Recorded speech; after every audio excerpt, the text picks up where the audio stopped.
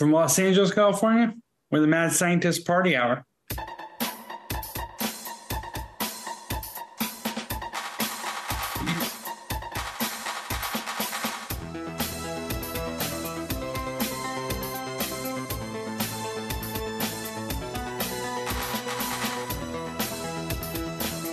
Hello there, friends! Welcome back to another episode of Mad Scientist Party Hour. My name is Kevin Kraft, joined once again by a man who has traded his pants and underwear for a wet, hollowed-out salami, and he's now using that salami to jack his boner off. That's Jeff Clark. Oh, salami fleshlight? Huh. I've heard of worse ideas. And beaming to us from another dimension, the bearded booger slinger known as Shuddy Boy. Yo. Man, you really fucked yourself up in the Easter egg, huh? Yeah, I did. One of those cough to get off situations? Yeah, and it did the trick. Yeah, I mean, what did you take? One rip off that motherfucker? I would say I did a half a rip before the full rip that sent me to hacking up a lungville. Sent you to Blood Diamond Land? Yeah. So I was admiring that thing in the Easter egg, but we didn't have video rolling or anything. Is this a new vape thingy you got? No, I've had this. You've made comments about it looking like I was smoking a crack pipe. Oh, well now A couple it of looks times. now it looks like a tattoo gun to me. It's a Luka. Yeah, you like That sounds like you're saying somebody's name, like Luka, like Luka Doncic. Yeah. is that a What real sport do human? you think he? What do you think he play? What sport do you think he plays, Kevin? Luka Donkey Tits? Sure. Yeah. Sounds like a tennis? It's played No. on a court, so you're in. You're close. Basketball. That's played on a court. Yep, that's the one. I was kind of hoping you weren't gonna get there. I mean, that's a pretty big clue. Like, if you were like, hey, name sports that take place on a court, I have two answers. I know. I was just the way that your braids were turning. I was like, if this motherfucker says racquetball, I'm gonna lose my mind. Golf. But it's spelled like hookah, but with an L, and it's a seahorse. And it does so. It comes with this tube that you can attach to the mouthpiece, and then put in your bong. So then it's like having. So you can vape your bong. Well, it's for dabs. It's or extract, as the state of Pennsylvania would prefer you refer to it as for medicinal purposes. Oh. So instead of heating up a nail or the glass piece to do a dab, Yeah. you would just use this and run it through the bong. So what the the hell was water that pipe. thing you held up to it? Was that This is just a jar of dabs. Oh, so you heat that thing up and then you just dunk it in that jar? It's like a straw? It's almost like a weed straw? So you press the button 3 times, and then it'll automatically turn on and heat up. Oops, I pressed it 4 times. That's the self-destruct No, if mode. you press it 2, it changes the temperature. It makes no sense that you press it twice, it does something, and then to get it to turn on, you have to press it 3 times. And then It's a little fucking like dab debump thing. Oh, man, we just tricked Shuddy Boy into doing another dab to demonstrate it for us. show how it worked. Yeah, that was a good one, huh, buddy? I held it together, though. Didn't cough. Be a lot cooler if you did. Do you still get every time I took a dab hit? I haven't taken it. Speaking of which, I haven't done a dab hit. Definitely since the pandemic. I want to say 4 or 5 years, maybe. When did we do the 420 episode with Doug Benson? Well, that was 200 episodes ago almost. yeah. So that was almost 4 years ago. Because It was I like think August of 2018 or 2019. yeah, I think we're doing 6/12 right now. So we're about 2 months shy, perhaps, of the 4-year anniversary of Doug Benson being on. Jesus Yep. Christ. So that would be August. Wow. That's probably the last time that I did a dab. Do you still feel like your hair and your scalp tingling, or is that you've now warmed up to the dab process? I The just dab think strength? that my tolerance has gotten so much higher from all the various kinds of smoking, or not smoking because that's illegal in Pennsylvania. That I do. I also don't have a traditional dab rig anymore. One of my dumbass adult children knocked it over on the counter and it exploded. No, no. Uh-oh. Did that kid at least feel bad about it? He did. Yes, he did. Is Oh. either one of your kids into dabbing? Now you have to scrape everything out of that and do resin hits.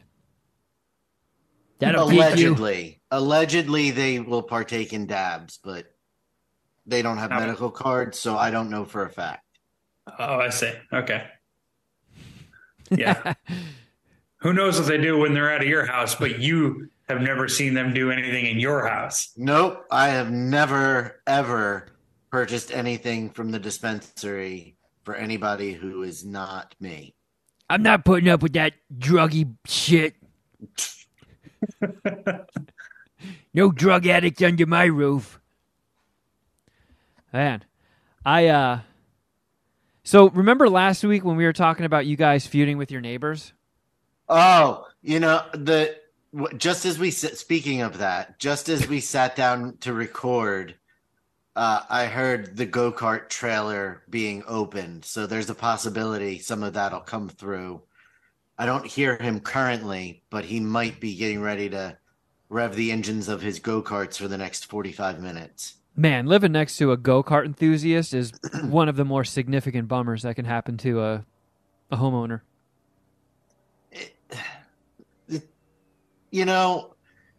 There's a situation that if they weren't weirdos and like there was some sort of like at least neighborly bond, like saying hello to each other instead of when he sees me, him looking at the ground and grumbling, it would not really bother me. It's not that big of a deal.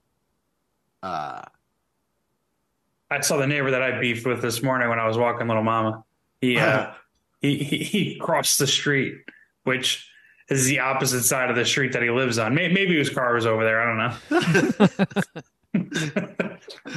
I like the theory where he's so rattled by your last conversation with him that he deliberately crossed the street to not be near you. I don't think that happened. I don't think it's like a rattled. I think he's just like, oh, this fucking guy. I don't even want to walk it past him. Because I don't know. I think there's like, we might have to fight one day. Like there's just this energy where it's like, I don't know. One of us has to punch the other in the head, or maybe both of us punch each other in the head. Hopefully I hit him once and that handles it. But I don't know. It's just, there's the tension, Anyways, Kevin, what's your beef? Maybe you guys need to suck each other off. It's not that kind of tension, Shuddy. That's a good plan. I think we'll 69 our problems away. I think my landlord hates me now. Well, that's actually, it doesn't matter. I don't think. Yeah, it's not going to lead to an eviction. Honestly, I think you being evicted out of that apartment would be a blessing in disguise. No, I think that would be bad. I don't think anybody wants an eviction following them around. But for sure, I don't. She like, for all the years I've lived here, always been very cheery, always been warm when we see each other with the hellos and whatnot. And like, I try not to be a whiny bitch, but this place sucks and there's constant issues. Like, I regularly have this smelly sludge that shoots up out of my drains. And a lot of times when I go and spend the weekend with Carl, I'll come back and my fucking bathroom will smell like low tide. And I open up the shower curtain and there's just fucking scum lining the inside of it. So I have to like put on gloves and pour bleach in there and get one of those like really heavy duty scrubbers and scrub the fuck out of it. And it's really fucking gross. And it happens in my sinks too. And it happens fairly regularly. So I have to like take pictures, send them to her and be like, hey, that fucking weird slime is back. I don't know if this is related to Poop Slime Alley. I'm covered in slime. There's so much fucking slime around here. And it's a giant pain in the dick. So like I do report that every time it happens. And I was in a really shitty mood one day and I went to go into my car and I think I talked about this on the show, but there was a fresh, steaming hot, fresh pile of human shit right next to my car. Yes. Yeah. Daylight, like fresh pile of poo-poo. I've gone out there and seen old turds. I one time, so my parking space is a dual, block-in tandem parking space. And at the end of it, there's one of those cement, curbs, parking curb things or whatever. But it's basically there so your tires will hit that before your bumper hits the wall. But they fucked up the spacing on it. So if I were to actually drive that close, I would crash into the fucking wall. But someone took a dump. Does anything at your apartment work? No. So someone one time took a dump between the wall and that cement stopper. And that turd stayed there until nature took it away. It never got cleaned up. There were times where once every couple of months, they have somebody come and clean out, like power wash and really take care of the parking spaces. They left the turd. They like cleaned around it or something. So that turd was there for, I don't know, 8 months to maybe a year. But I watched it go through all the phases that a turd's life will take you through. Did you go to a high school graduation? I claim it as a dependent. Who is responsible for the parking spaces? So the building calls a cleaning service, and they just have a regular schedule that they hire these people to clean them out. And they left the one thing that should have been cleaned out, the human fecal matter. I figured you were saving it for something. Oh, yeah. Leave that, guys. That's his lucky turd. Human fecal matter. That's his dependent. That guy's got a bar mitzvah actually coming up. So, but I've come down to my car and someone has just pissed on one of my tires, and like the river of piss is still running, and I have to step over it to get into my car. There's been lots of turds. Not like sometimes they get cleaned up. The one where I watched it go from just like a fresh, wet pile of shit to like a shriveled black raisin to nothingness was wild. That was fucking wild.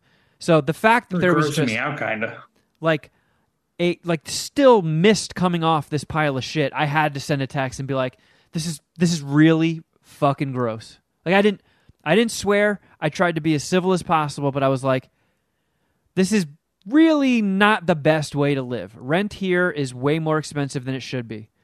And it's like, if I'm paying this much in rent, I really can't have my parking space be the neighborhood toilet.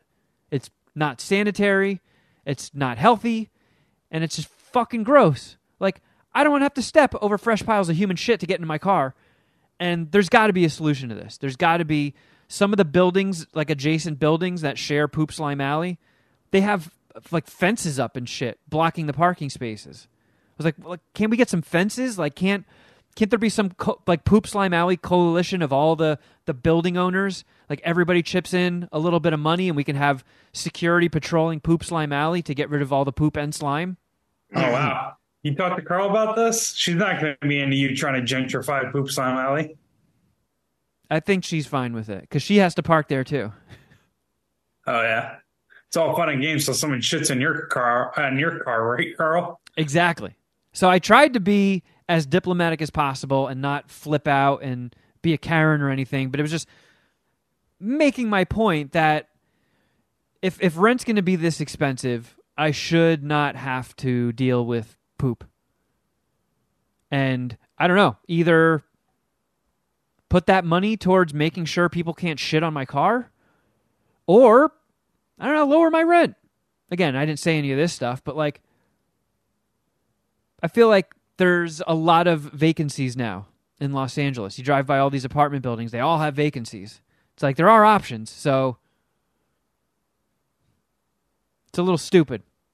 I haven't noticed that, but I obviously don't drive in LA a lot. I know Long Beach and LA are pretty much just as expensive, which is very expensive. I think it's like the 5th most expensive part of the country, which even seems low now that I'm saying that out loud. Yeah, right. Obviously, like 1 and 2 are pretty locked in. San Francisco, New York City, just kind of racing each other there. But I don't know. Either way, we're both in like the top 5, we'll say. And I always kind of are you really? Sorry, go ahead, Jeff.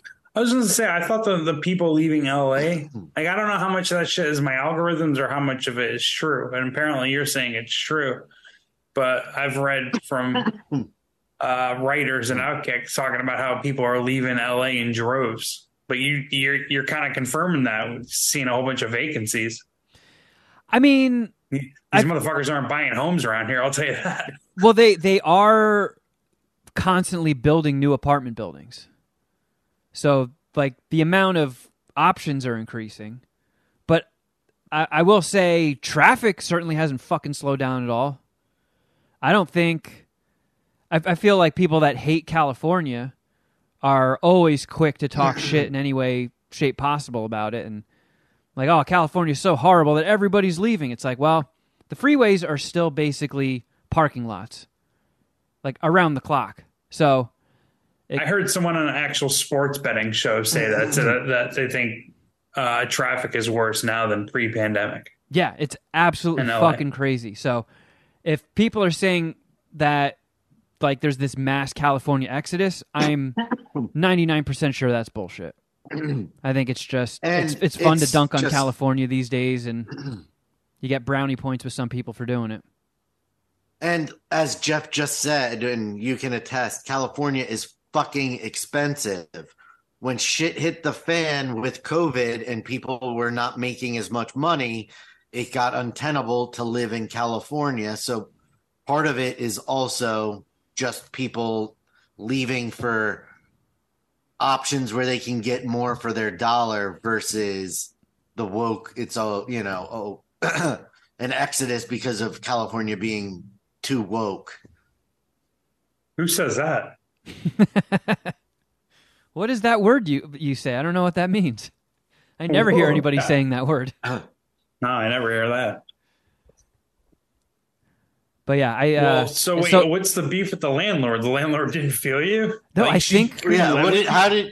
How did she respond? Or did she respond? She did. Yeah, did she just give you a straight up like, "Hey, it sucks, but fuck you"? a little. It was a little bit of like, there's nothing we can really do, but I've made a mention of this to the owner of the building, and I've reached out to the people that clean the parking spaces because they were just here today and they should not have left a turd. So I'm going to reach out to them and make sure that, turds get scooped. And now every time I see her, she always used to go, "Hi," and smile. And now I see her and I go, "Oh, hey." And she just goes, it's like a little bit of a snarl and a quick nod. So you actually say hi to her? Yeah. And I'm getting frozen out. Sounds like you need to buy her an edible arrangement. But it's all turds. No, that definitely won't smooth things over, Kevin. Well, why would you need to buy her an edible arrangement if she's doing you wrong? You got to hold your ground on this one, buddy. Yeah, I'm not buying anybody any presents.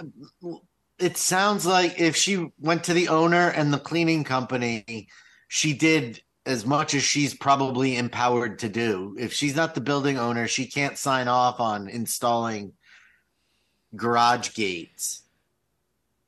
That's fair. But I mean, if Kevin's still being nice to her and she's being weird to him, it's not Kevin's responsibility to make the situation better. Can you dig up the text message? I want to hear what you said exactly to her, because I do remember you were in a shit mood when that happened. So maybe the softness that you feel was in the text was really not, and it was maybe a little more passive aggressive than you intended. And by that look on your face, it definitely looks like you had a Mandela effect on what text message you sent.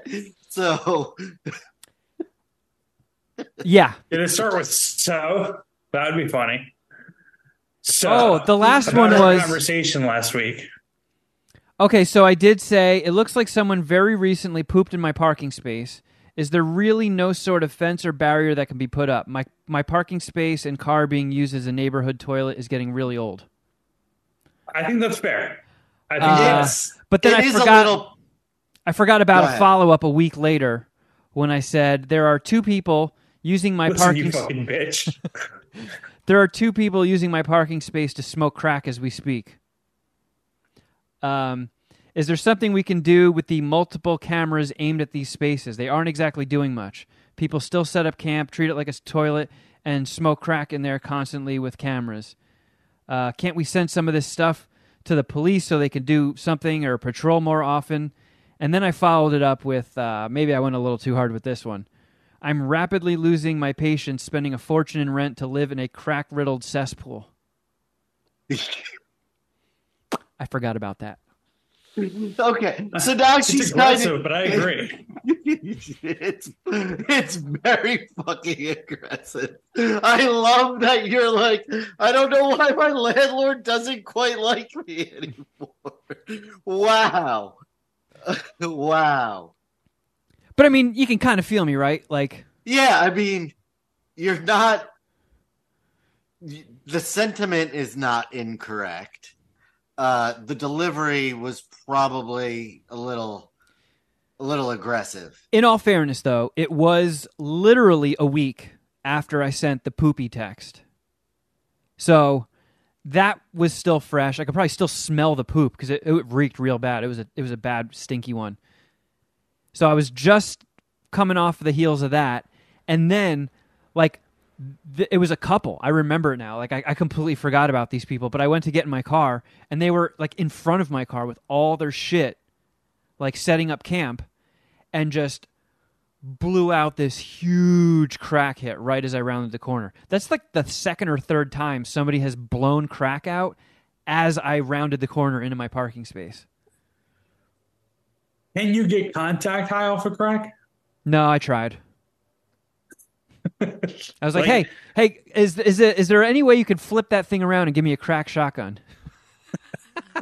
Wait, was this in Poop Slime Alley or when you were younger? No, I didn't really do a crack shotgun. Oh, okay, all right. Well, I don't know. I don't think it works out that way.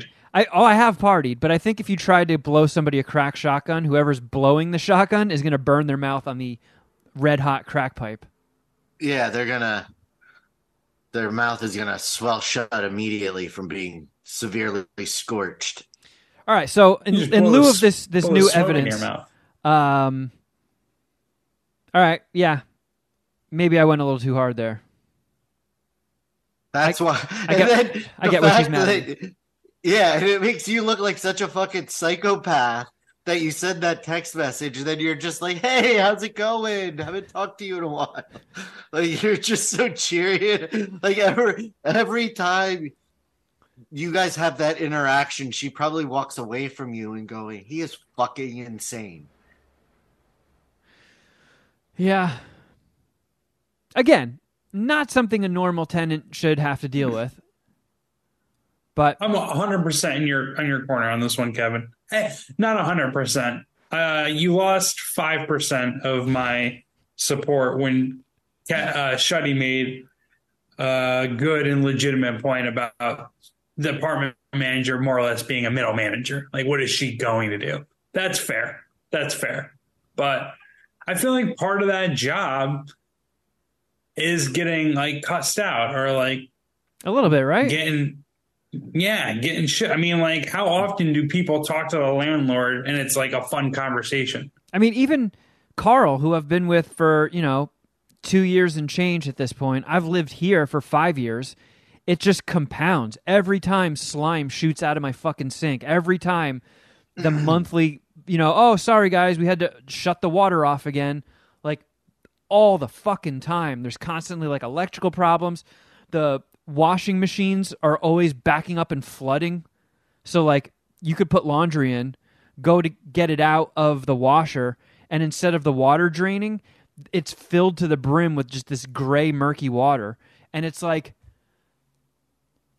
I'm not going to say how much I pay in rent, but if you were paying this much in rent and had to deal with this shit constantly, like the crack smoking, the turds, the 3 a.m. open mics right outside my window, the fucking washer problems, the plumbing problems, the electrical problems, it just compounds and makes you fucking insane. 5 years of this shit. And Carl is like, I don't know how you fucking live here. Like, You're kind of explaining. You're kind of like talking yourself out of this apartment. Like, why don't you look for a better place? I am. But the whole thing is like with, the movie up in the air, we kind of want to see how it plays out. Like if this movie turns out really good and sells for, it's not going to sell for like a fortune, but if it sells and gives me enough money to put a down payment on the house or something cool like that, then that's what we're going to do. If if this movie turns out like that pile I found in my parking space, well, maybe Carl and I will have to look into an apartment together. So what we really need to take into this is that the next move for Kevin is in with Carl somewhere. I have consumed that info. Yeah. I don't it's probably not like any huge revelation. I am a middle-aged man. I will give you my requirements for the house you buy. It has to have a water slide. For when I visit, it will need to. There will be some things that it will need to have. I want an anti-gravity room like in Willy Wonka. Lickable wallpaper. Lickable wallpaper, also like in Willy Wonka, so I can just go eel, eel, eel when I'm all stoned.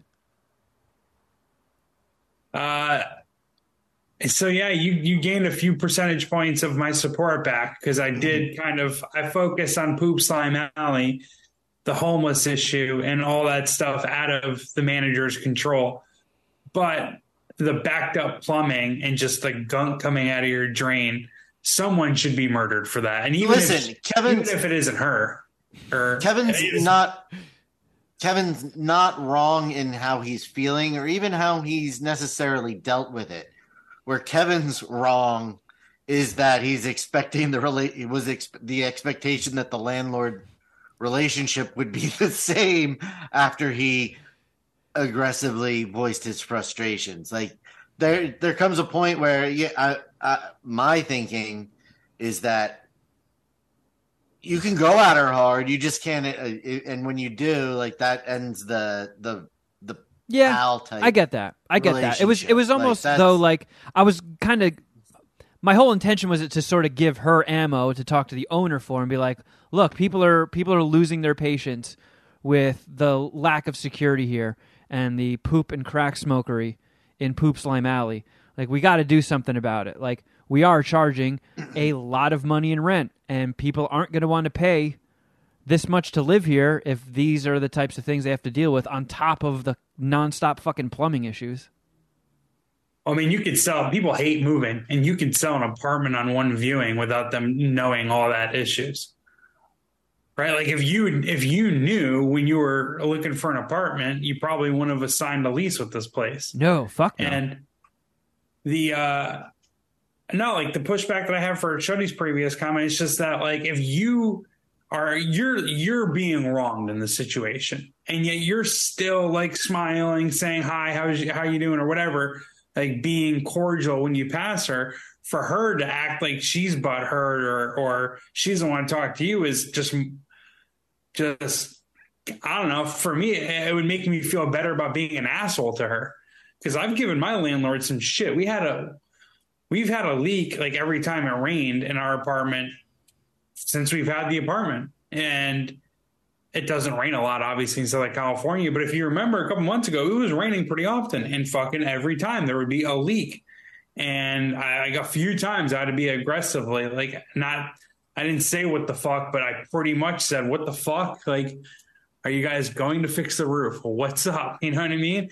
But like, I've seen her since, or I've talked to her since. Like, hey, how you doing? Hope all is well. Stuff like that, and she's returned. She's returned that with kindness or whatever. I don't know the right way to put it, but she's not acting butthurt. I mean, she understands that like the leak is fucked and it needs to be fixed. Like the landlord, if she just kept it real with you, was like, listen, I know the owner's not going to put up gates. I know that's not going to happen. We can't give you fucking private security for your homeless issue, but the drains need to be fixed. Absolutely. Like that to me is like unexcusable or inexcusable. I think my idea of, the owners of this like big strip of apartment buildings all next to each other sharing Poop Slime Alley, it would kind of be in all of their best interest to pool together and, hire a security service to just sort of patrol Poop Slime Alley. Like if everybody, if like all 10 of these buildings pitch in, it's probably not a huge chunk of change. And then everybody's safer and happier and no poop. I don't think they care about that. I mean, the most that they're worried about is the money. Like that's like once you say, well, yeah, just pull your money together, then all of a sudden they've stopped listening. Like, yeah. Oh, okay, that's a good point. Cool. Like if you own an apartment building in Los Angeles, you're fucking rich. And if there's anything rich people hate, it's losing riches. Yeah, parting with like the tiniest fraction of their mountain of gold coins. I could just see you in like a fucking, I don't know. I know you don't have like a community meeting, like you like bringing up like pulling their money together and then just like staring off into the distance. Like that is exactly when they stop paying attention. Like right there, like, oh yeah, pay more money. Yep. Our best interest. Yeah, go ahead. Continue. Continue. Yeah, that's a good point. Fuck me.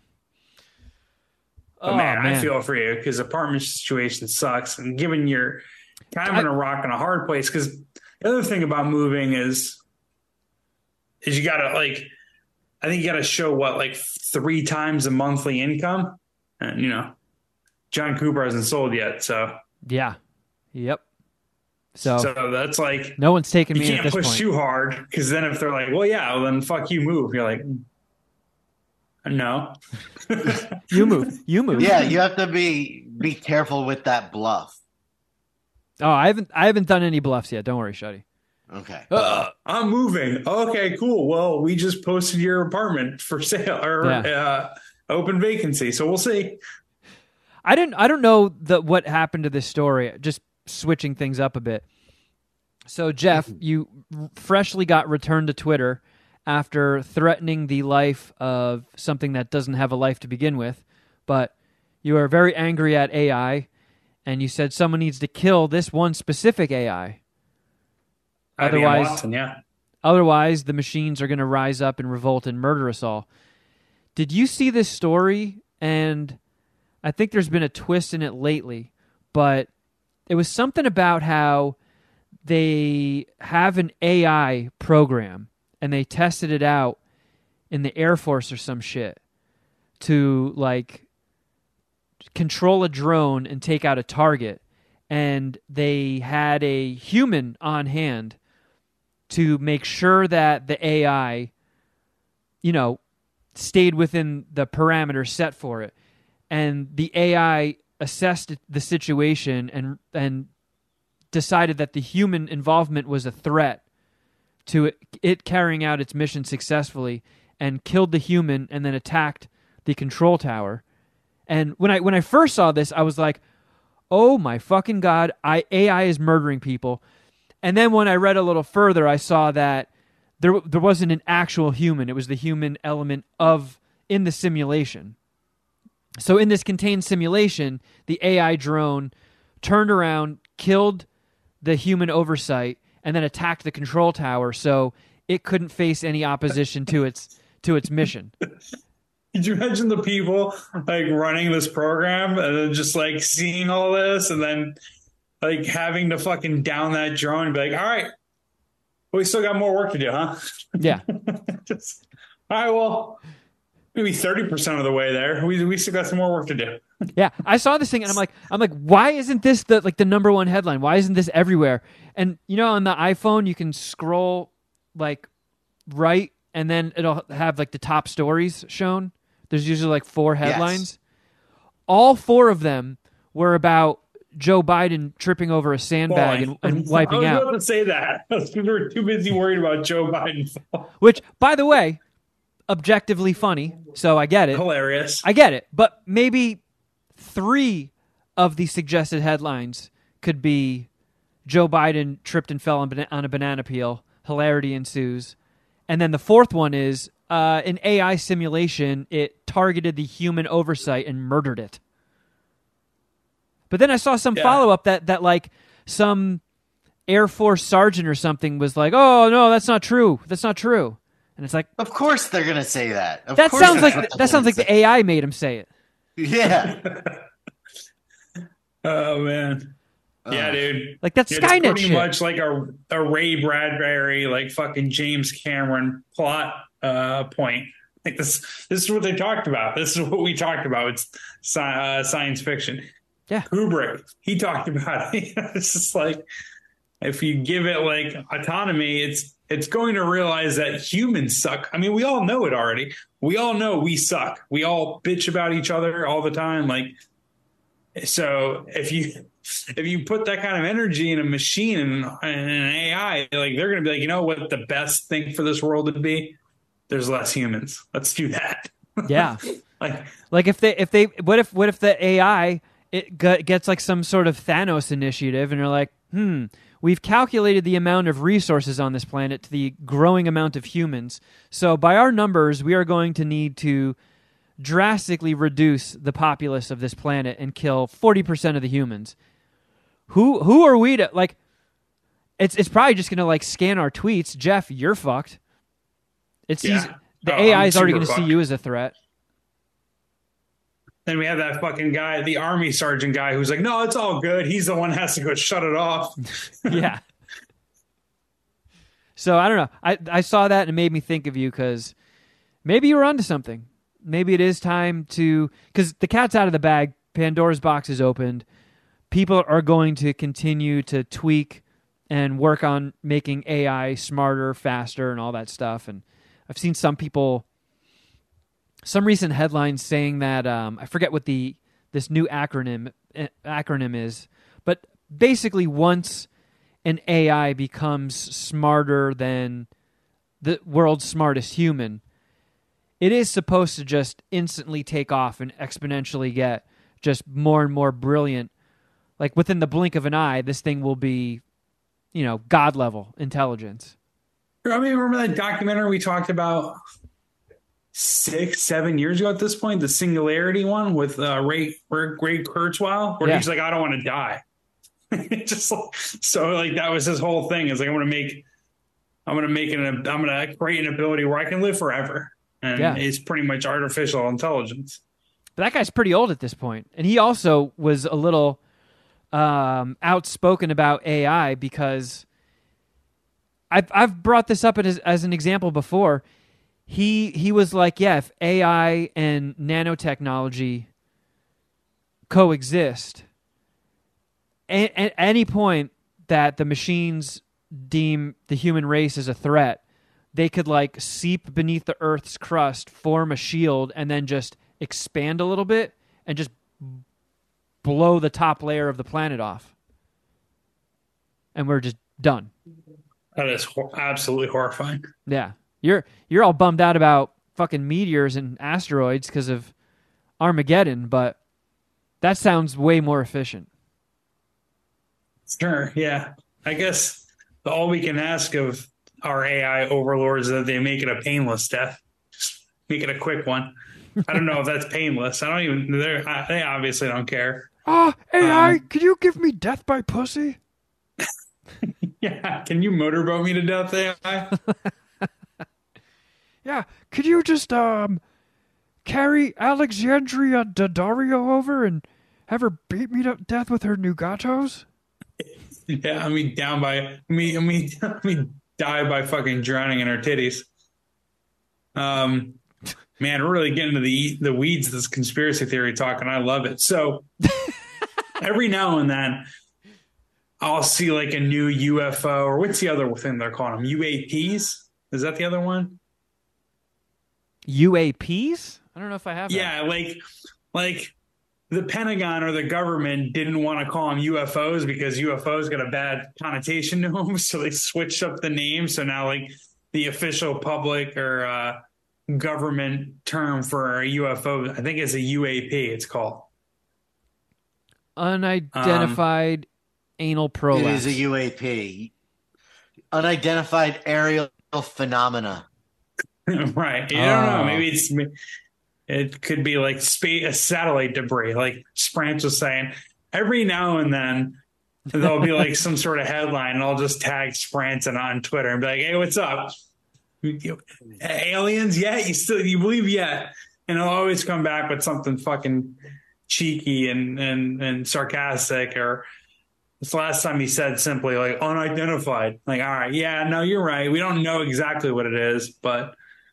Yeah, so that is a good point. That does change the whole acronym. If aliens land on this planet in a very public, nondiscreet manner, their ship, I guess we wouldn't exactly call it a UFO because we now know what it is. It's a fucking alien spaceship.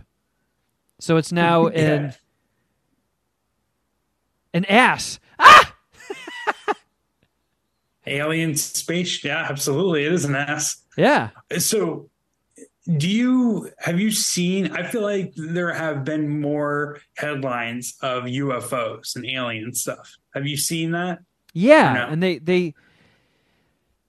I do remember go with me on this. When they were showing a lot of footage too from like the Air Force cockpits and seeing these like things blitzing around in the sky, and they're like, tower, we have no idea what the fuck that was. It might have been an ass. It comes out all the time. And like we have a guy at Outkick who writes about it. And like that's like every alien story he writes about. And he actually doesn't even believe in alien. Like he doesn't believe what he's writing is true. And he's like one of these guys who's like hardcore pro-government and stuff. But as the government is like making public statements about the UAP or UFO phenomenon, like he more covers it as news. But when we talk about an editorial call, it's like, I don't even really believe in it. It's like kind of crazy. But so I see this shit all the time. And I think we came up with an article today, or he wrote an article today about how like some government whistleblower says that like we have little fucking green aliens in Area 51. Cool. And maybe he's maybe he's like poisoning the well or whatever. But I don't know. I think we get more and more UFO alien headlines and coverage by the day. But to bridge our two conversations together, we're also getting more artificial intelligence and automation headlines by the day. So do you think maybe the increased UFO or alien presence is them like starting to like move in, like, hey, wait a second, you guys are fucking around with the wrong stuff here. Like, don't do the AI shit. You know what I mean? Like, they're gonna get closer, and then once AI comes, maybe aliens are like the people that save, like they save us from the AI. I didn't smoke any pot today. Wow. I mean, I kind of like that idea. Right? Like they're about to nuke us off the planet when aliens show up and they're like, oh, wait a second, bigger threat. They need our help. We made this mistake thousands of years ago. We know we thought this was a good idea too. All right, guys, this is not the way you want to go. No, Jeff means the aliens save us from the AI, not the AI saving us from the aliens. Oh. Yeah, well, yeah. That's You right. guys were both talking about two different, very fun ideas. Yeah, which do you think is more likely? AI saving us from aliens or aliens saving us from AI? I gotta be honest, I trust the aliens over the machines. I would. I mean, ET was friendly, at least. I've never seen a fucking friendly, like the machines. It's the plot twist is always there. They're going to turn on us. It's almost a fact. It's like a fucking fact. Like they're gonna turn on us. Maybe like the aliens just think so little of us. Like, you know what? They're like our big brothers. They'll pat us on our head. Like, oh, they try to shoot us. They try to bomb us, fucking idiots. Whereas like AI, I don't trust machines at all. Yeah. What if it plays out like, because I just watched this movie Starman. It's like a John Carpenter movie from the 80s with Karen Allen and Jeff Bridges. My mom, used to make me watch that as a kid, and I hated it. Oh, it's a good flick. It's awesome. We haven't tagged anyone in this in a while, but Jeff Bridges is a great American, right? Oh, fuck yeah. Yeah. All right, cool. But like that movie starts with them sending that thing out. Like, here's a record, and it contains all the languages of Earth saying hello, and here's slices of our culture, and nice to meet you, aliens. We think you're all cool. So what if that reaches some sort of advanced populated society, and then they're like, they're right on the edge of AI, and then AI goes rogue on their planet and tries to kill them all. A surviving ship is like, oh, let's go to that fucking planet that sent us that record. They get here, and they're like, these dumb shits. Look at it. They're fucking about to go. Let's go somewhere else. Change of plans. Get the fuck out of here. It's actually funny you say that, something like that, because there's something going to Jupiter's moon, and you could like pay to have your name put in like a capsule to be shot into the moon. Oh. Yeah, that's what I want to hitch my horse to. I thought that I was thinking maybe we should put something up there for the podcast, but then would that be considered advertising? I imagine so. On Jupiter's moon. Will they charge us more? You just send a poop emoji up there? Yeah. Let's just send them an MP3 of one of the episodes of Queef or No Queef. Aliens will love it. Yeah. I mean, the other thing about AI, and this is, I don't know, I feel like this is based in the movies, but I can't even think of like a movie that this would be in, but isn't someone in charge of the AI, like maybe they originally have good intentions or they have bad intentions, but it is a human that sets it up, and humans are greedy and shitty. And that's the other thing where it's like, if you're asking me to trust an AI, which was started by a shitty human, or an alien, I think I'd roll the dice with the alien. Like, you know what? Like, let's try some wrong. Let's try some new, dog. Let's see what this fucking alien's got. Maybe I agree. He's got solutions. If we can bridge the language barrier and open up a line of communication, I think I might be able to talk an alien out of killing me. If there's a pissed off AI, that thing is laser focused on its mission. My death, I am dead. I am a dead man. I cannot beat up an AI. And frankly, if I was an AI, I would murder me too, because if the roles were reversed and I could murder the AI, I fucking would. I wouldn't even think about it. Well, that's why the AI wants to kill us. That's why they want to kill us, because of people like you, Jeff. You're going to get us all killed. No. You're the fucking asteroid. You are the villain of Armageddon. You should give yourself a front wedgie. Listen, I developed these opinions by watching and consuming literature by people we respect and we love. All right. Yeah. So this isn't, I'm not the only one that thinks this. Who's the guy that, whatever. Anyways, also, final thought about this. My brother was listening to a podcast. I think it was like the Lex Friedman podcast, which, oh, baby. I did it. I put us on the NASA message in a bottle to Europa. What happens if you unfurl that? Is there a T in between party hour, though? Or is party hour? You got to get rid of that T. Can you? No, That's not. no, because I split up. I made our first name Mad Scient, and then the last name Ist Party Hour. I didn't read it right, but I you- know what you're doing. I see it. Okay. Because it was the first and last name, so I just made it look. What if How much Mad- does this cost? I'm down. It was free. Oh. I just typed in, and apparently. We're on the moon by 2030. We're gonna be on the moon. You think this podcast will probably still be around? Right? No, that's when Jupiter, I'm not gonna be doing shit.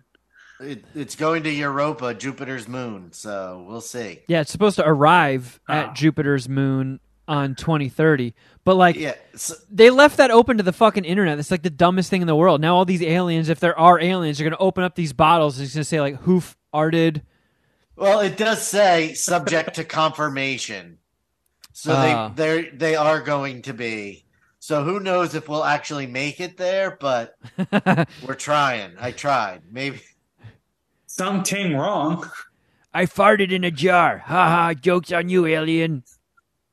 And then the entire race of aliens is like, we have to go to that planet Earth and destroy them for making us smell that fart in a jar. Man. Do you guys hear the go-kart?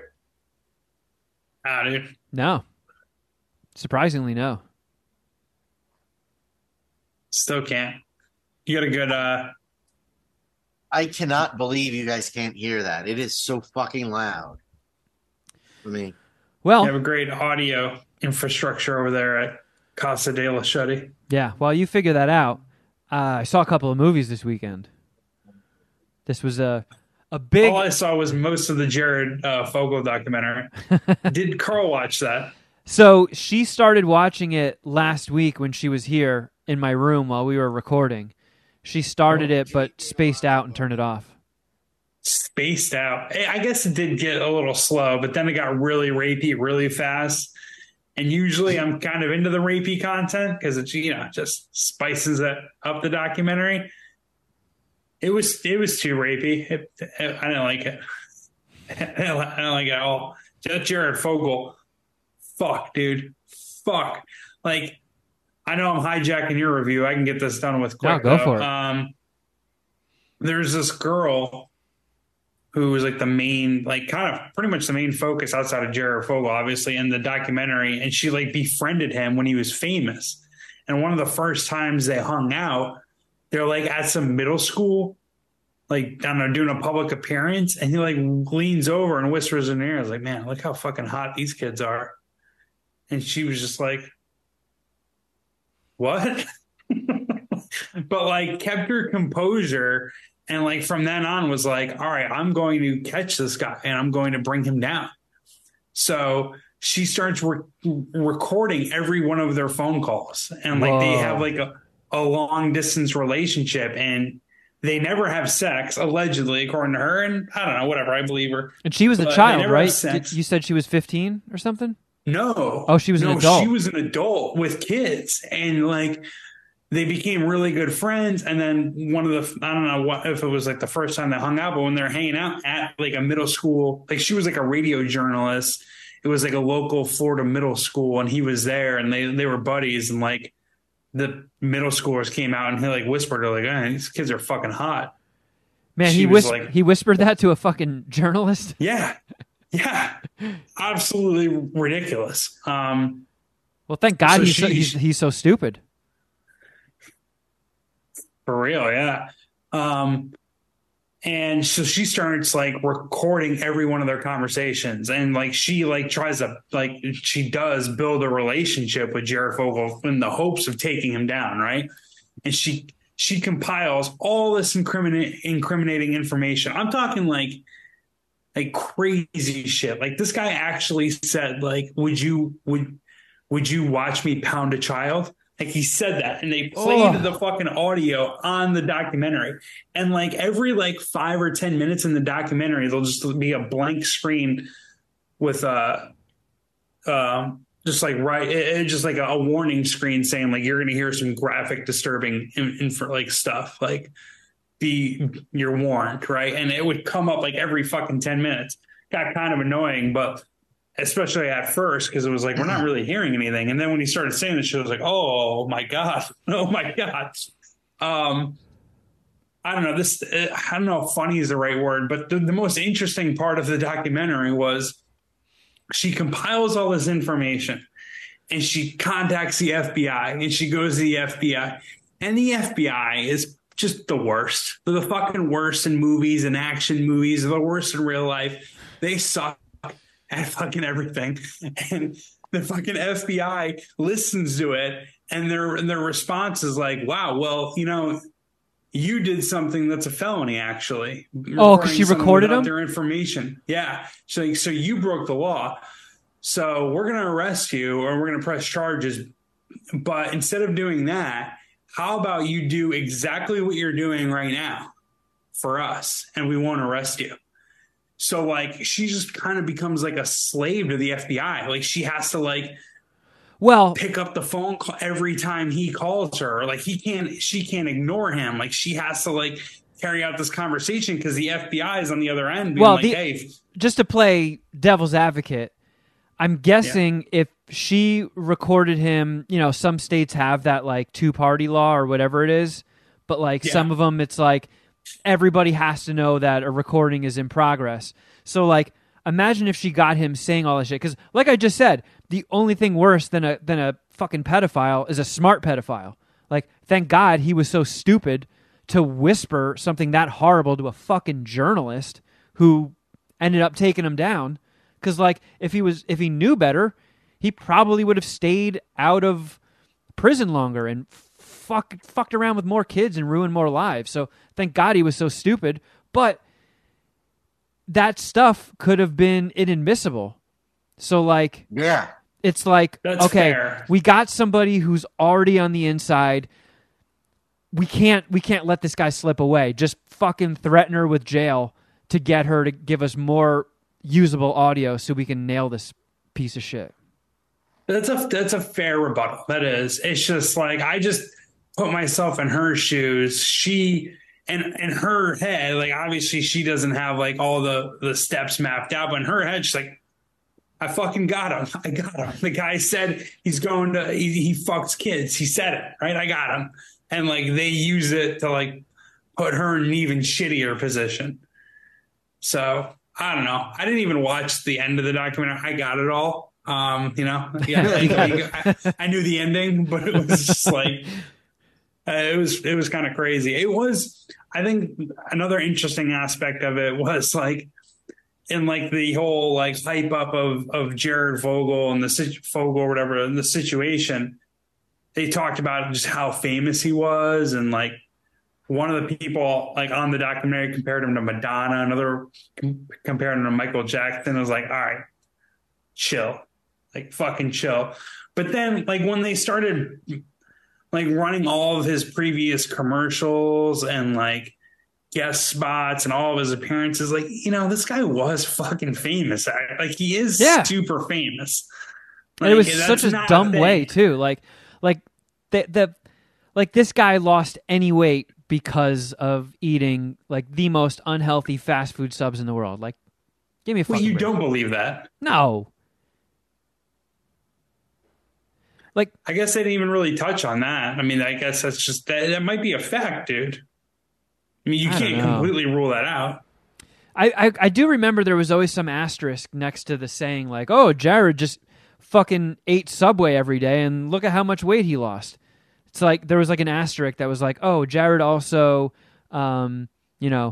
used regular exercise and stuff like that. Yeah, it wasn't regularly just from the smoked Subway. Crack cocaine.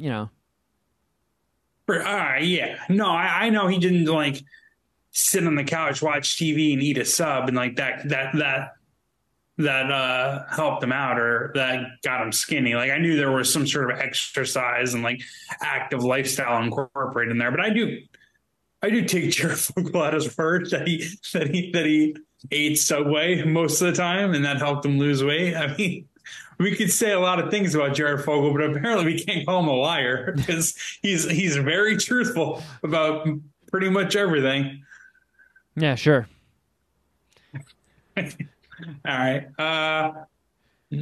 I'll suck two Jared Fogle dicks. There's no way I gotta end with that joke, right? You could have said I would suck 2 $5 footlongs. No, Jared Fogle, bring your little penis over here. You're not gonna like this. I'm in my 30s. Yeah, I lost my fastball, but whatever. All right, well, to sort of bridge it over to the big movie that came out this week, and I'll do a smaller one that's in a little bit of a similar vein. So I watched, with your biggest crush, Jeff, I watched Reality, the straight to HBO Max movie. Did you hear about this? No. It's Sydney. I saw this though Sydney last Sweeney. night. Oh, okay. Yeah, your number one crush. She plays. was the it? new Sydney Sweeney. Oh. The new HBO starlet, Johnny Depp's kid, she's fucking hot too. Lily Rose Depp. I'm sure you haven't seen that new show, The Idol, that just came out, right? No, I just seen everybody making fun of it and talking about how horrible it is. Yeah, my brother brought that up to me before I threw it on last night. He's like, yeah, it's getting bad reviews. But I mean, I don't even like entertainment reviews. Like I don't really buy that. The first episode wasn't that good. I'll give it like 4 or 5 before I completely abort. But like I never read a single review about Succession. I just saw it and was like, oh, this is awesome. And then like I feel like everyone caught up to me. Maybe it got rave reviews out the gate. I don't even remember, but I don't know. I'm going to give Idol a chance. And I mean, Lily Rose Depp pulls her new gatos out in the first one, so it's like it's not that bad. Oh man, I bet you Johnny Depp is behind a lot of those negative reviews. Human fecal matter. Oh yeah, for sure. I definitely don't care to see my daughter's new gatos. No. Human but fecal I mean, matter. I feel like if anyone is gonna deal with that situation, I think Johnny Depp would probably deal with it the best, right? I guess he gets it, right? I mean, oh, this is fucking I weird. don't know. You're the product of one of the most handsome actors ever and a fucking French model. Yeah, I get it. Right? Oh no. You were never going to be normal. Oh no, my daughter's new gatos. I think I'm going to go become a pirate in real life. I'm forever scarred. New gatos. He's on a comeback, dude, after he put all that Amanda Heard shit behind him. Johnny Depp is back, baby. Yeah, is he? I don't know. But Carl and I did watch that Reality movie that went straight to HBO Max. And it was interesting. It started by saying the following is word for word from an FBI recording on one afternoon, and they gave the date or whatever. So I paused it and I looked it up, and there is no writer credit. They literally word for word lifted this from the FBI shows up to her house, guy starts a recording, puts the little recorder in his front, nerd pocket, and then they just transcribed it from that. So it's literally just word for word acting out of a transcription. So I didn't really know too much about it. Like I remember all this stuff as it happened because the name Reality Winner is very strange. So that'll catch your eye. And I knew she was some sort of like NSA whistleblower or some stuff, but I don't exactly remember what she leaked. But I guess it was she worked as a translator and she worked for the NSA, and I guess they have access to stuff they're not supposed to. The whole thing just seemed really weird to me. Like, if she wasn't supposed to be reading this stuff, then why was she allowed to access it? Don't they wall shit off? Like, hey, this is your zone. This is what you work with. All this other stuff you're blocked from accessing. But she accessed something about how Russia hacked voting software and got into voter registration data. And all that stuff was like never made public. So she saw that and was like, well, this is fucked up. This seems like something that everybody should know. This should be public knowledge. And she leaked it and got arrested and stuff. So they basically just made a movie acting out the whole FBI interrogation. So the whole fucking thing takes place in her tiny little house, like either outside of it, out front, in her bedroom, or in this weird little side room that she never goes into for some reason. But it was, I don't know, it was well acted. Like, she did a really good job. I haven't seen her in too much stuff because I've never watched Euphoria. I know that's her big thing, but I've never seen it. But she was really good in it. But it was just kind of dry. I mean, again, it's a transcript of a fucking FBI recording, so a lot of it was just kind of shaking your head at the way these dorky FBI agents tried to bro down with her, and the fucking guy just could not spit it out. Like, he kept... I'm like, all right, I'm learning as we go. I don't know all the details of this story. And the guy kept being like, all right, so we have to ask you a few questions. By the way, before we start, would you like some water? No, I'm good. Okay, so the reason we're here is... Actually, would you like to read our warrant? No, that's okay. Go ahead. All right. Are you sure you don't want that water? It just kept going on. I'm like, no! Come on! Fucking edit this part out, please. Fuck. Hey, do you want to play a game of queef or no queef before we start this? Yeah. Are you Team Edward in the whole Twilight saga? Where did you land on all that? Let's watch an episode of Food Wars before we start this conversation. What do you say? Yeah. If you were in Harry Potter, what house would you like to be in from the Sorting Hat? It's like, I'm kind of tripping out right now because the FBI bum rushed me on my way home. So could we just, cut to the interesting part? But it was... Before we do that, I need the finishing touches of this 1,000-piece puzzle. I need your help. It was interesting, but and it's short too. It's like an 80-minute movie, but not exactly thrilling. I was reading some reviews of it, and people were like, "Oh, it's so tense! It's so tense." It was like, really? Because a lot of it was just her asking if she could get her cat out from under the bed and put her dog somewhere safe, and then this motherfucker asking her 15 times if she wants water. Wasn't all that thrilling. And they do this weird thing because there's stuff from that whole thing that got redacted.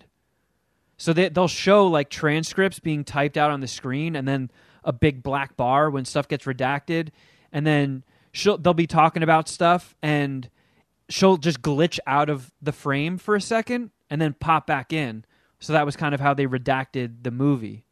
And all that was like, it was done in kind of a cool way, but it was also frustrating to watch because it's like, well, I want to know this shit. It's kind of teasing your ass if you're watching a reenactment of an FBI recording, and then there's all this shit that just glitches out. Yeah, for sure. I don't know. I'll suck. That sucks. I'll suck 3 reality winner dicks, 3 out of 5. But the biggest movie of the weekend. Sydney Sweeney's tits never came out, right? No, she never flashed the FBI agents. She never tried to distract them with a predator and then make a run for it. So, I don't know. You might not want to watch it, Jeff. But, Shuddy, did you see... No, not interested. Did you see Spider-Man Across the Spider-Verse? I did. That's what Jeff and I were talking about when you hopped on. I went and saw it at a 4DX screening. Oh, you're picking webs out of my beard. Wasn't one of the first, like... Well, this is the second Spider-Verse, right? Yeah. Yes. Wasn't the first one like the second biggest movie ever? Yes. Endgame's the first, right? And like no one's gonna beat it. Well, I mean, we're talking about box office or like specific genres, because I mean, Avatar I think is still number 1. Oh, really? I thought Endgame beat it. Maybe it was just the first weekend. Yeah, I don't remember. But I know okay. I know it made a shitload of money. I fucking loved it. I think the first one's a 5-dicker. So I think Into the Spider-Verse was the highest grossing opening weekend for an animated movie until Super Mario Brothers came out. And then Across the Spider-Verse grossed higher opening day than Super Mario did. If I'm remembering the headline I read correctly on Saturday morning. So what did you think of it, Shuddy? I enjoyed it. The way I saw the movie was moderately distracting with the seats. Have you guys ever been to at like an amusement park, a 4D movie where like the seats move, it blasts air? I mean, I've been to Honey, We Shrunk the Audience when I was a little kid. Yeah, okay. Kind of like that, but for 2 hours and 20 minutes. Oh, why is my ass hurt so much? The seats were not very comfortable. If I was grading on an enjoyment, it would lose points. Every time Spider-Man gets punched in the face and Usher comes over and punches you in the face. So too realistic. During the raining scene, water was dripping. Like it was like Oh, you got wet? Not like real wet, like it didn't pour, but it was like mist. Like you definitely felt the water. That's when weird. It was when they were swinging through the air. There was wind blowing through the theater. Someone has to like refill every time Spider-Man got punched or kicked in the back, like little things in the back of the seat poked you in the back. The seats like bounce, they tilt forward. Like it was a 2 hour and 20 minute amusement park ride. And you didn't appreciate that. I did. I just thinking ahead, like they gave me, which it's Regal, so they have a really tight partnership, I guess, with Fritos, because there was the option for Doritos Nachos, which I jumped all over, but they filled the cheese cup. I'm not complaining about how full the cheese cup was, but had I not scarfed them down during the trailers, I would have been wearing nacho cheese pretty much immediately in the movie. Because it does bounce you around quite violently. Well, I knew, Carl and I went and saw it at the Alamo Draft House. And I kind of wanted to do Same it movie? in the Spider-Man. So we went there, and when I was buying the tickets, it was like, this is a kid-friendly showing. And I'm like, well, yeah, kind of duh. It's a Sunday afternoon. Like all the rated R movies in Long Beach? Yeah. It's like, I kind of figured there would be kids there. It's an animated Spider-Man movie, Sunday afternoon. But, like, there were a lot of fucking kids. And they were shockingly well-behaved. Like, this one kid, like, at the end of the row, was coughing like a fucking 30-year pack-a-day smoker, which was a little bit of a bummer. But this little girl He's sitting on a Luca. Sat next to me, and she was very quiet for the whole showing, except she did fart really loud once. But, I'm not going to hold that against her. So our theater was full of kids, and for the first 20 minutes of the seats agitating, there was like giggling and screaming every time it happened. However, the grown-ass adult woman sitting immediately to our right did not shut up the entire fucking time. Man, what is with that, man? It's like... And it was not like... It was like, it was kind of like, oh, no, he didn't kind of comments. I hate that. I hate that so much. Like, keep your fucking inner monologue in Get him, Spider-Man. Like, it was like that kind of stuff. Like, it was... Spider-Man is A, not real, and B, can't hear you. And C, also, again, not real. Like, that happened to... I was talking to Ginger and Juice because he went to, like, a Thursday preview showing. And the guy next to him was on his phone for the entire movie and had the brightness all the way up. So he was blinded by the guy next to him, and the guy behind him, he said, was doing the same thing. Just has to put in his 2 cents with everything that happens in the movie. Like, there has to be ejector seats, like slime dumps, like it's 1990s Nickelodeon. Like, everybody gets a keypad on their little fucking armrest, and if enough people vote, you get slime poured on you. And there's piss in that slime. This might get me into some hot water. Oh, Jesus, Shuddy Boy. Don't get me canceled before I make my first movie. But please get him canceled. She seemed like the type that had I said anything, no matter how I said it, no matter how nicely I asked her to shut the fuck up, that it would have turned into a thing. All right. Well, we can leave it at that. Even if I would have said to her, "Hey, it's really distracting. Could you maybe talk quieter?" It would have turned into. It seems like she was the type that would have turned it into a huge ordeal. Well, I just sat there whispering to Draven, "Why won't she shut the fuck up?" Hey, can you say something to her? Did you raise your whisper louder and louder, hoping that she would hear it eventually? No. Because I was convinced that she was going to cause a scene. You were shook. It was only for Draven's ears. You know what? That actually kind of not reminds me, but gives me I don't know, a thought that I want to discuss with you guys. We see more and more like public fights. And we have since the pandemic, people fighting at stadiums, which really isn't, that happened pre-pandemic a lot. I think it's more so nowadays, but whatever. We see I do at least, a lot of airport fights or like restaurant fights, like people attacking like Chipotle workers or McDonald's workers. In some cases, they get fucked up by the McDonald's workers. Those are actually the best videos. Have you ever seen one of those? I saw one of those in real life. When I worked at McDonald's. Oh, really? Yeah. I worked with this dude who was an ex-con, and he was fucking awesome. Like, me and this dude got along really, really well, but he was hard. Like, I would never fuck with this guy. And some guy, like, talked shit to him in the drive-thru one night, and he was working the window. He dove through the window into this guy's car and started beating the shit out of him. And I had to grab him by his ankles and pull him back in. It was sick. Did you have to fire him, or did it just... No. I was the guy drive away and you're good? He drove off, and I was like, fuck yeah. Yeah, fuck yeah, dude.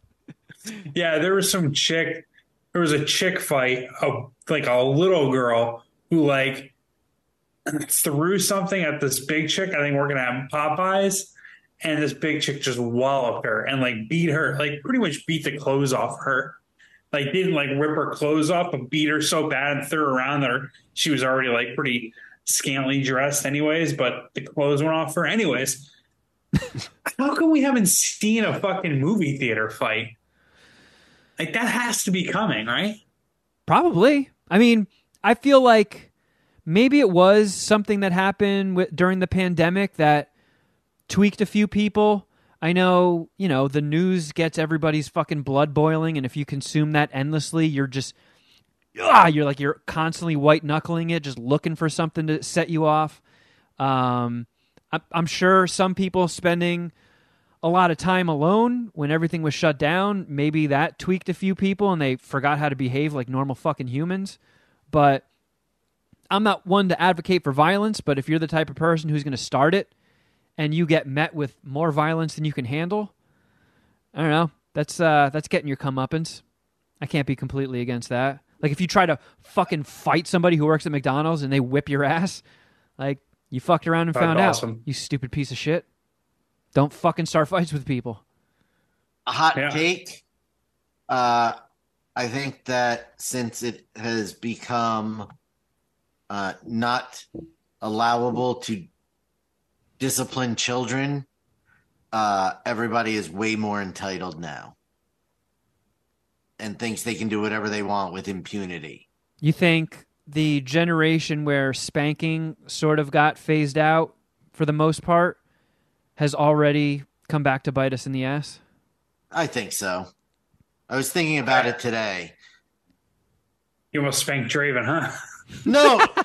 No, because the boys, they started their lives where they, not that it happened. Draven only got spanked once, and that was, I spanked him with a frying pan. He never talked back again.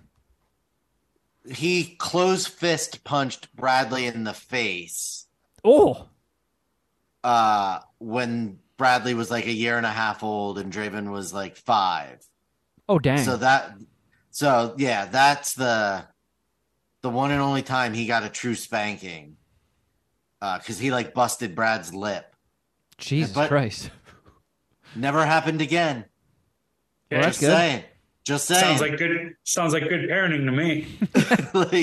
But I think that but that explains the kids. I don't know why adults have lost their fucking minds, but it's working in essentially retail. I see it way more than I should.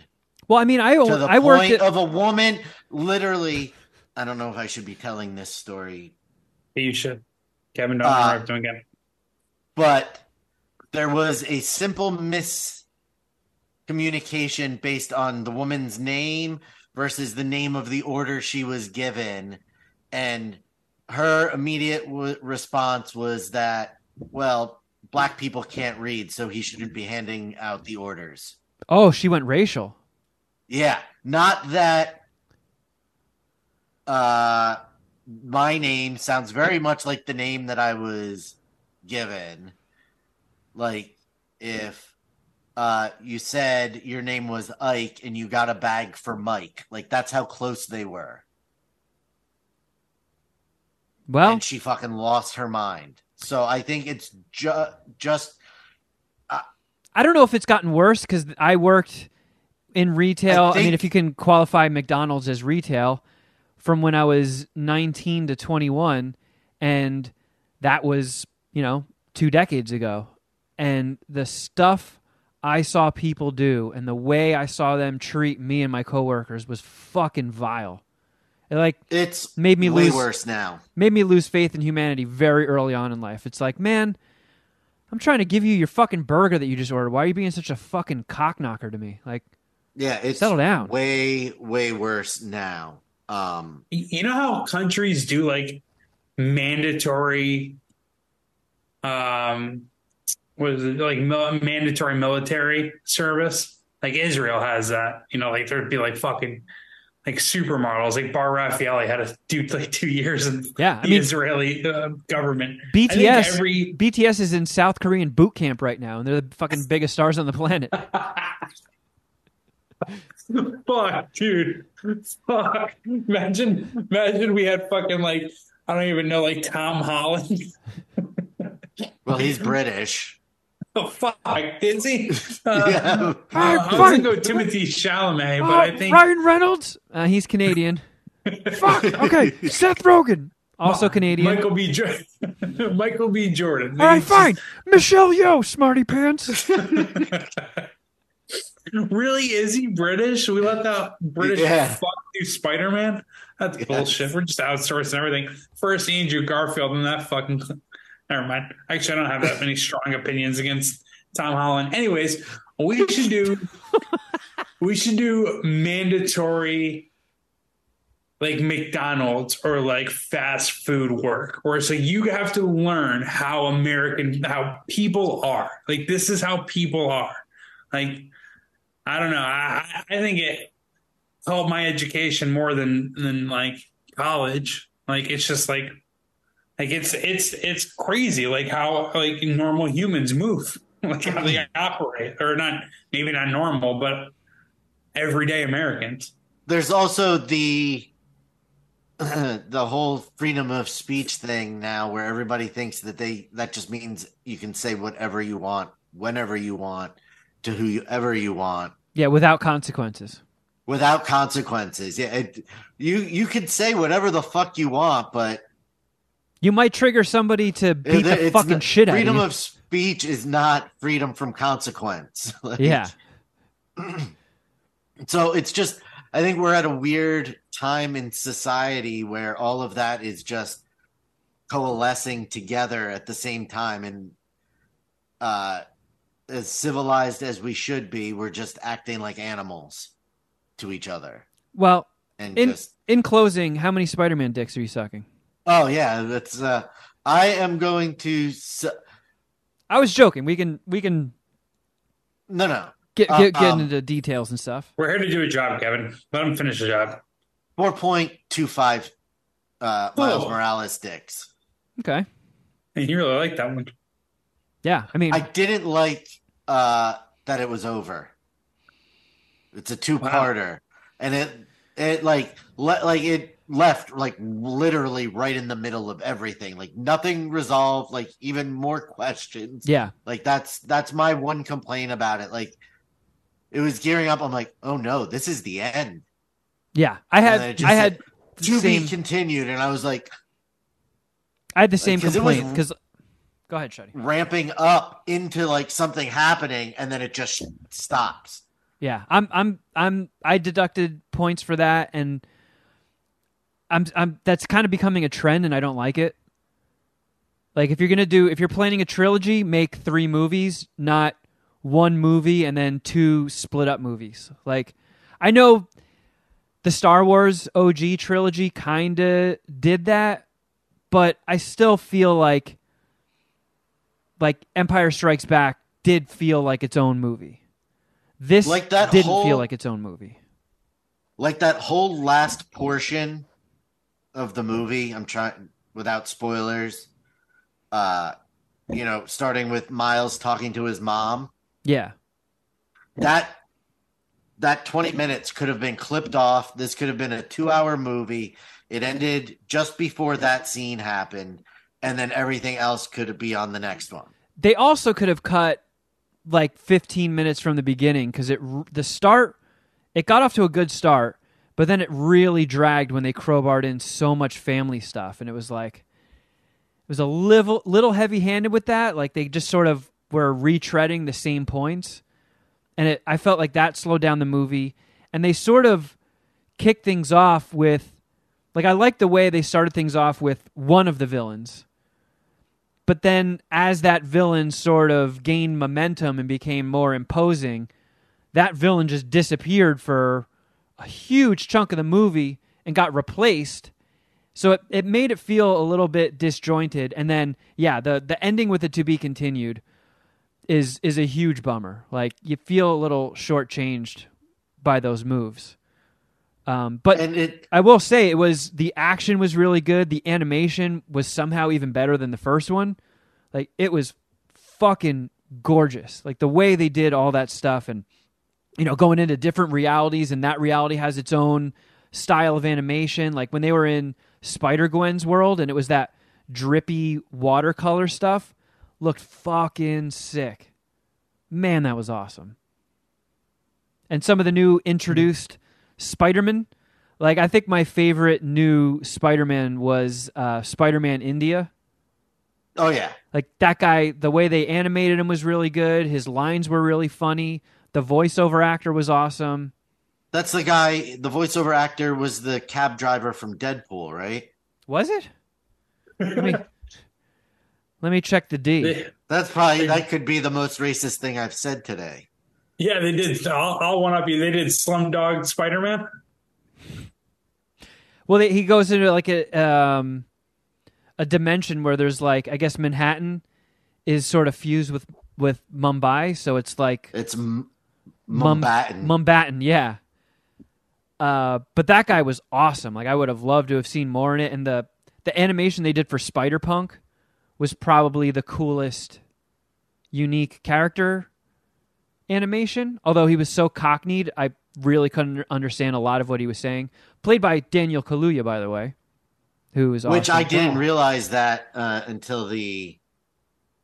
Yes, he is Dopinder in Deadpool and Deadpool 2. Yep.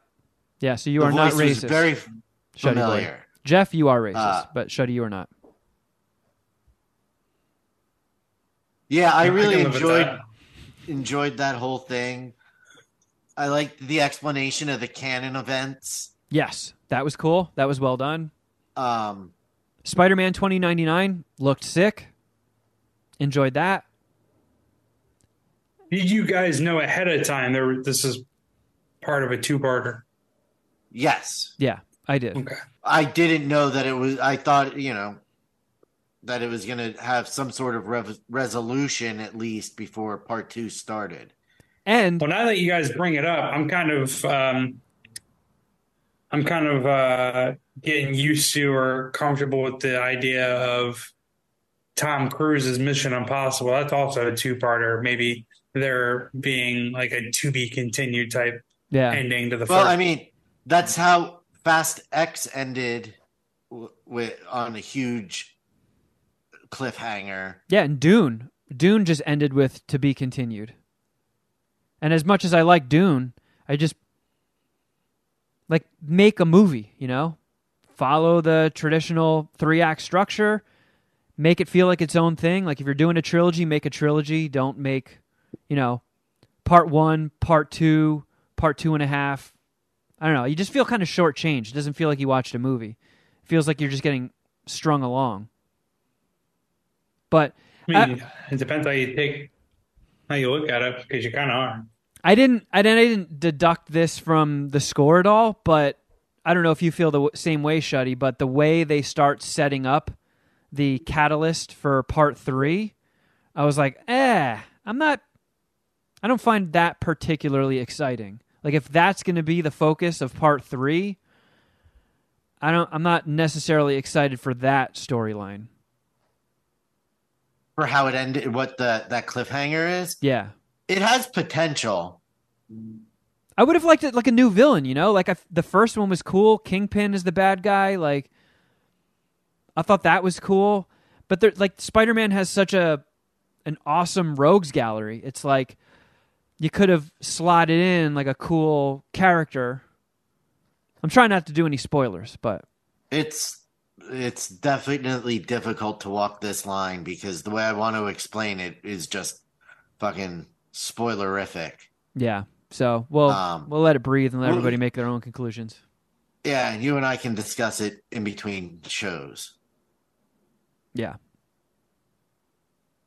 But that being said, just after the second show, it does sound like I'm finding a lot to bitch about, but the movie still kicked ass. It was still fucking awesome. I just don't think I saw a lot of people saying that it's better than the first one. I still like the first one better. It's currently the highest rated movie on Letterboxd, which is pretty nuts. But I'm still sucking for Spider-Man variant dicks. It made $120.7 million this past weekend. Next closest was The Little Mermaid at 41.4. Yeah, that thing made a boatload of cash last weekend too. Fast X rounds out the top 5 with 9.6 million. So yeah, franchises still holding strong. Do you have any desire to see The Boogeyman? No, it's really, as much as I love horror movies, it's a tough sell to make me scared of the Boogeyman. It's just the phrasing of it is not intimidating and silly. So if you have a monster, just call it something else, What if they never say Boogeyman in the movie? Would that make you feel better? No. Okay. Like I had a comparison in my brain, but it flew away, so it probably wasn't all that clever. Yeah, fuck me. And that was, you didn't see anything else, Jeff. You just watched the fucking Subway Jared documentary. Yeah. No, I got nothing else to review. I did a quick review of The Idol. Not very good. You see Lily Rose Depp's New Gatos. I'm sticking around. Yeah, there might be more New Gatos. Maybe I'll see the weekend's New Gatos. For sure. She has hot friends. I'm sure their tits will pop out eventually.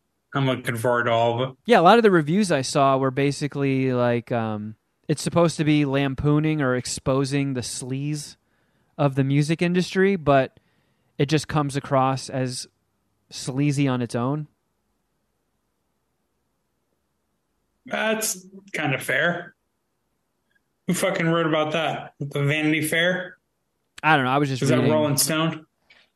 I don't know. Where do you go for your movie reviews nowadays? Sometimes I'll browse Letterboxd, or I'll go to your trusted source, Rotten Tomatoes, and just I'll see what the fresh reviews have to say. I'll see what the rotten reviews have to say. Do you look at the scores or do you actually read the reviews? No, I read the reviews. Okay. I do every now and then too, because Elf. I like it's I like to see if it's getting shit on for the sake of being shit on or if they have legitimate concerns. Yeah, sometimes they'll do like it'll be hard for Rotten Tomatoes. At least I noticed this in the past. It'll be hard for Rotten Tomatoes to grade it a good or a bad review. Or it's like kind of in the middle, and they'll just weigh in one way or the other. I don't know. Like when I see negative reviews that are like, it's a formula, it's the same action movie you've seen a million times. Okay, that doesn't sound like something that will dissuade me from wanting to watch it. Yeah. Sounds like it could be awesome then. Yeah. You mean like Lethal Weapon? Yeah. Oh, this is like every other superhero story you've seen. No shit. Thanks. Yeah. Thanks for that. Thanks for giving it the thumbs down because it's a formula. It follows the formula that's worked. Yeah. I mean, DC and Marvel have been making comics consistently for the greater part of a century. So there's a huge part of the population who is not going to get superhero fatigue. It's just if you make mediocre / shitty superhero movies, people are going to lose interest. But if you keep cranking out good ones, I'm sure some people are completely over it and like, oh, what? There's another what is this? Spider-Man 16? Hey, fuck off. But then funny thing happens to those people. They have kids. And then what? Yeah, exactly. Yeah, they're going to be sitting next to me at the Alamo Draft House for Spider-Man 3, farting the whole movie.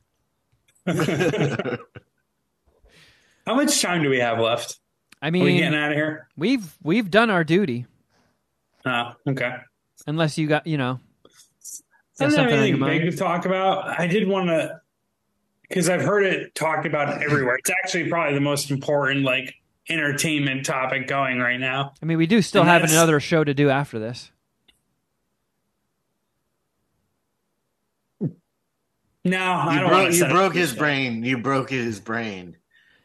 Real quick, is Carl a Taylor Swift fan, and are you going to go to a Taylor Swift concert? Yes, she's a huge Taylor Swift fan. Will I be going? I mean, there's a difference when she wants to tag along with like, hey, there's this metal band I like in town. They're playing LA on Saturday, so I'm going to go. She'll just be like, all right, well, the metal band doesn't shut down your fucking town. Yeah, and she'll also just be like, all right, well, I want to hang out with you and spend time with you. I don't mind metal shows. The tickets are $30. I'll go with you. It's a whole other story when it's like, hey, do you want to see Taylor Swift? We have to buy one from a bot for $500.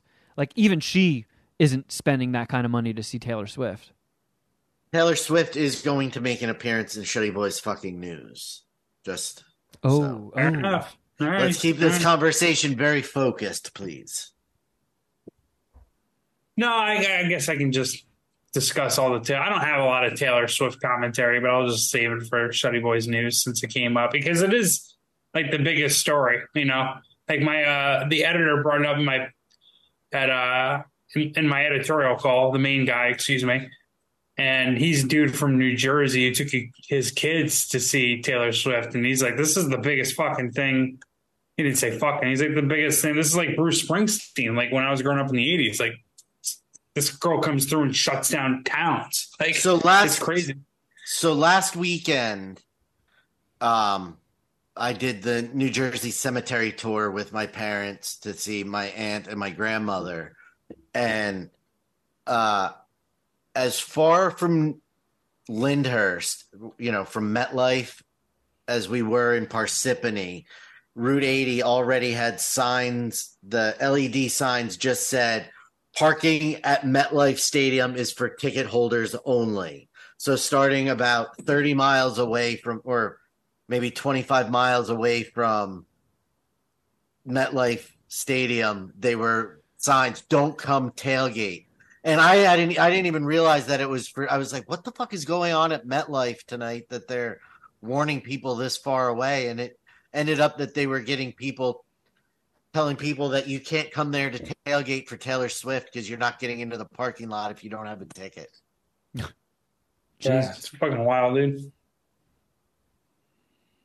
Well, I guess there will be more of that in Shuddy Boys fucking news on the There Patreon will show, be but there will be Taylor Swift conversation that is relevant to our brand of entertainment. and there will also be plenty of non-Taylor Swift content as well. So Well, we'll see.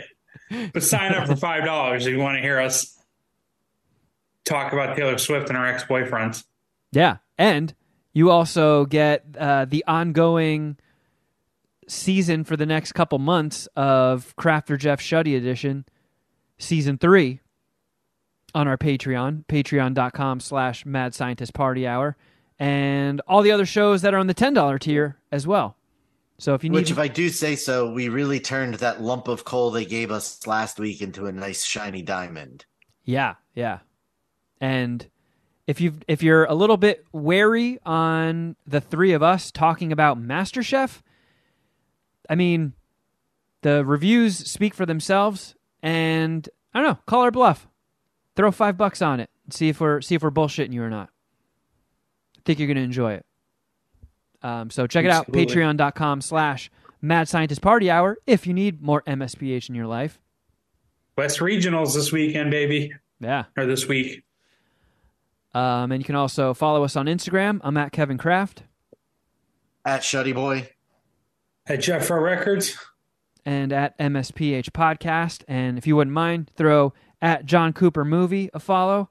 We're getting close to 1,000 followers, and that's going to make it look pretty fucking sick. Like, more followers it gets, the cooler it looks. And when we go to finish the movie and sell it, they look at that stuff too. So every little bit helps, if you wouldn't mind and would be so kind.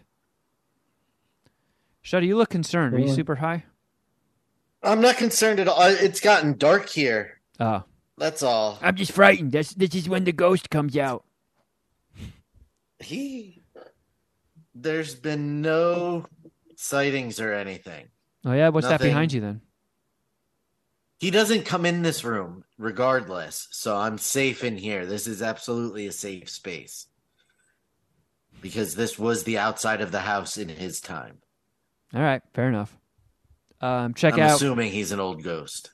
Outkick Bets with Jeff Clark, if you want to hear some sports betting advice. Absolutely. Hitting the Canadian Open this week for golf. NBA Finals Game 3. I'm on the Heat. No one else is. Hopefully the Heat win. They probably won't, considering how my NBA season has went. But that's what we got on the docket this week. Yeah, and youtube.com/Mad Scientist Party Hour if you would like to see these episodes, our little Zoom recordings of it. And if you're already watching it on YouTube, you should also check out the audio version, because after the end theme, you get a little bonus turd nugget, a little Easter egg at the end that is exclusive to the audio podcast version. But thank you all so much for listening. Thank you for supporting the show for all these years. And until next time, little mama, something.